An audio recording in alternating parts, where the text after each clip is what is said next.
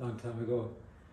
I worked in Holland. I worked in Noordwijkerhout for a summer, picking bulbs and working in bulb factories and stacking crates of bulbs and all this lovely work.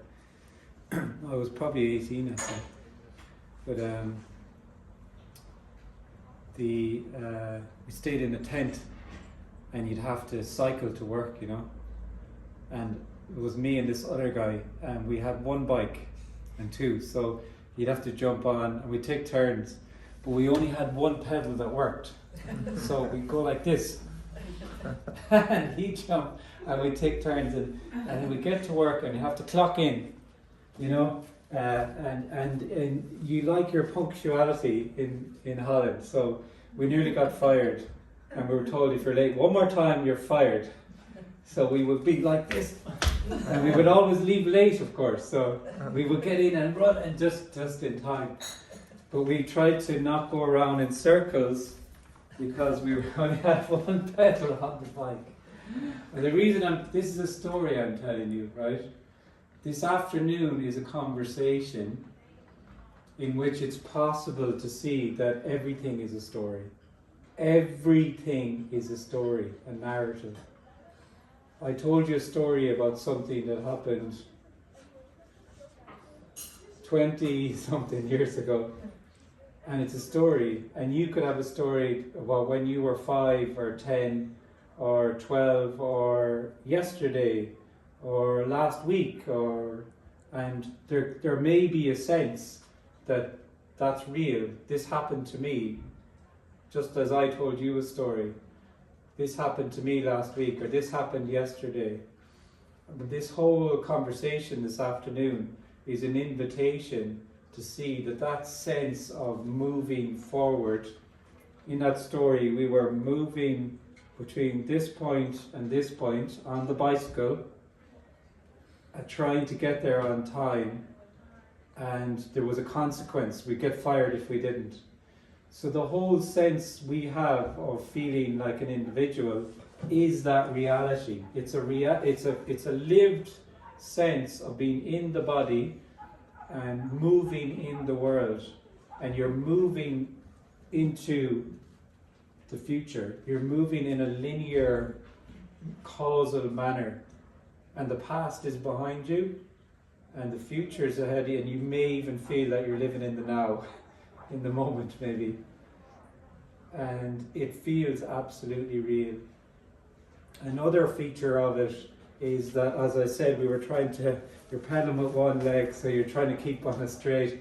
When you feel you're living your life, you're moving forward, but you do have this sense of going around and meeting things again, meeting the street again, meeting your work colleague again, meeting the same person again, and a lived sense of repetition. You feel that, this is Amsterdam again, this is work again, and we actually, when we feel we're living our lives, we don't see life as it actually is. Because we're in a subject-object reality in which we are moving, as I said, in time, in this causal manner. One thing happens, another thing happens, another thing happens. And we feel, because we're the subject, we see things, objects, and we don't actually see anything as it actually is. So we have this sense of repetition that can then feel as if I'm living my life, and there's a kind of a staleness to it. There's a second-handness to it, and a sense of knowing. I know him, and I know this place, and I know, and you're in that sense of knowing. And it's possible that there's a sensitivity or an openness to another possibility, which is what we're going to talk about this afternoon. That possibility can't actually be described. I can't describe it. It's indescribable, it's unknowable, it's ungraspable, and it's inescapable. It's actually the very simple, direct suggestion that the reason you feel a sense of dissatisfaction and a sense of repetition and staleness to everything is directly out of the sense that you have a life, that you're living your life. Everything confirms that you have a life and you're living your life. And it's, for some, very dissatisfying. And there's a yearning for something then. So then you think, well, it's an experience, something is missing, so maybe if I have this experience, or I find this kind of state, or I get something, that will be the missing thing. And so we search in all sorts of unique ways for different experiences, different states of mind, through meditation, through whatever it is you want to do, and you feel that maybe that's the state. And we hear from people that there's this thing called wholeness and oneness, and you can access it through different states of awareness maybe, and taste it, and maybe you experience that. And that is simply what appears to happen, and will kind of satisfy to some degree for various to whatever story your story is. But there's a different possibility being suggested today, and the suggestion is that actually you're not looking for something, you're not looking for a state, you're not looking for an experience. It's not something that's been yearned for. It's actually nothing, and it's a loss. It's a loss of the sense of the one that feels they're living their life. It's a loss of the sense, a lived sense of a separate me who's in this body, moving through the world and negotiating with people and things. And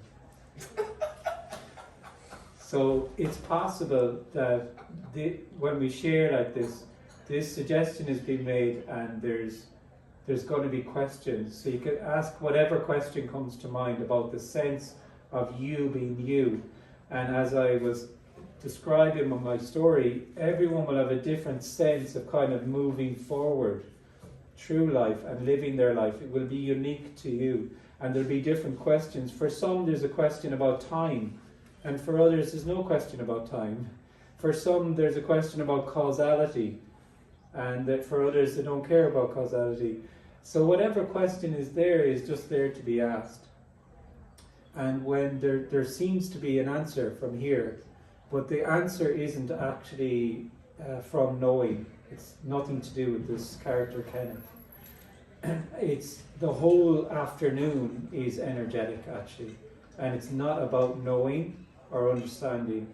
So the questions are actually kind of they're kind of irrelevant to some degree in a way, because when this is shared like this, it's all about a resonance, an energetic resonance, and it can resonate, and it can be that the lived sense of you sitting in the chair, listening to sounds, looking out the window, it can be that that's not there. It could be that it's after the meeting, it could be later this evening, it could be tomorrow morning, it doesn't matter. But that lived sense of there being a you can just not be there. And it's seen then that it never was actually. That you were always a story. And what had always been yearned for and looked for had never gone anywhere. It had always simply been whatever is appearing to happen. Sounds, an emotion, whatever is appearing to happen. So that's it. So we just talk, and we see what appears to arise.